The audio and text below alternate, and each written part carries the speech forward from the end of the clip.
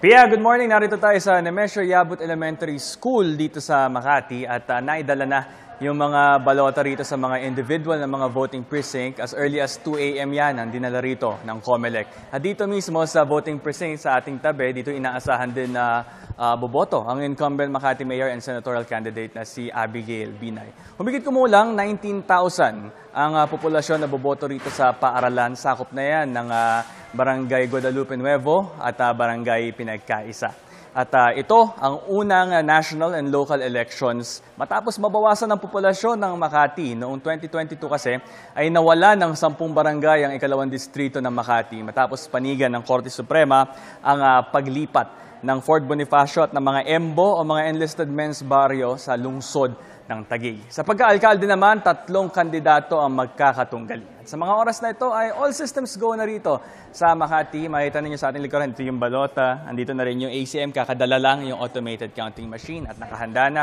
para sa pagsisimula ng botohan ngayong 5 a.m. Ayan ang latest na sitwasyon dito sa Nemesio Yabut Elementary School mula rito sa Makati City. Ako si Bam Alegre ng GMA Integrated News. Dapat totoo para sa eleksyon 2025.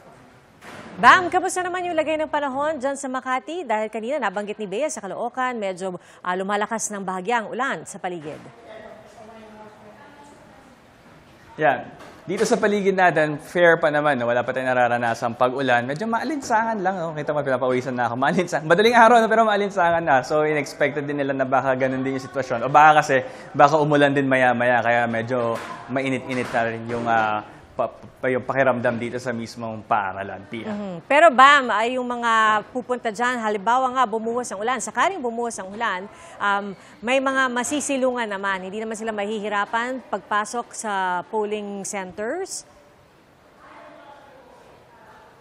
As mula sa entrance ng paaralan, may walkway naman. And konting lakad lang mula sa walkway, andun na sa mismong complex ng paaralan. So mostly indoor naman yung voting precinct na we think na hindi magiging sagabal masyado ang ulan kung sakaling bumuhos siya rito. At Bam, nabanggit mo nga kanina na ito yung unang eleksyon mula nang malipat yung mga EMBO sa Taguig. So ibig ba sabihin, expected na mga EB members natin na mas maluwag or magiging mas mabilis ang proseso dyan sa mga polling precinct?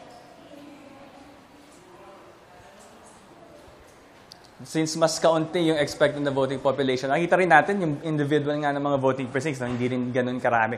Yung mga upuan, yung ample lang, hindi talaga siya. At marami rin naman kasing rooms to accommodate and whether konti dumating or more than usual, equipped naman itong ating mga guro rito para sa pagsisimula nga ng botohan dito.